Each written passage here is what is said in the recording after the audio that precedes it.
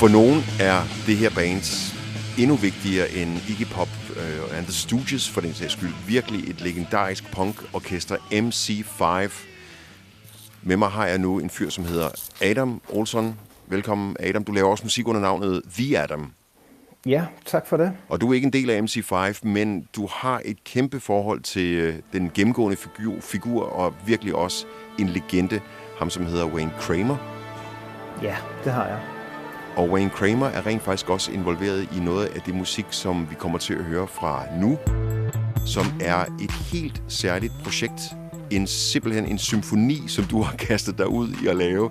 Det er udkommet på en EP, der er 4 satser, og det her clash med symfoni og klassisk musikudtryk, og så mit kendskab til dig, det er altså ret interessant, fordi jeg kender dig nemlig som en fyr, som spiller guitar, rockmusik mest af alt, The Good, The Bad, og mange andre projekter har jeg oplevet dig på scenerne rundt omkring i landet som rockgitarristen. Men her har du simpelthen kastet dig ud i en symfoni.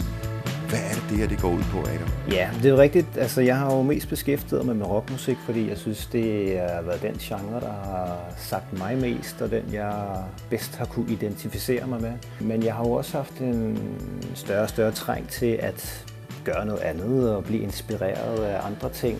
Jo ældre jeg er blevet, har jeg jo også sådan prøvet at lukke lidt andre musikgenrer ind, som for eksempel elektronisk og klassisk musik og sådan nogle ting, som har inspireret mig til at lave en, som jeg kalder en elektronisk symfoni. Og så er det jo ikke fordi, det er rent elektronisk, altså man kan ikke helt pille rocken ud af det, jeg gør, men jeg har prøvet at gøre det så elektronisk, som jeg overhovedet kan gøre med som mig som rockmand. Ikke? Ja.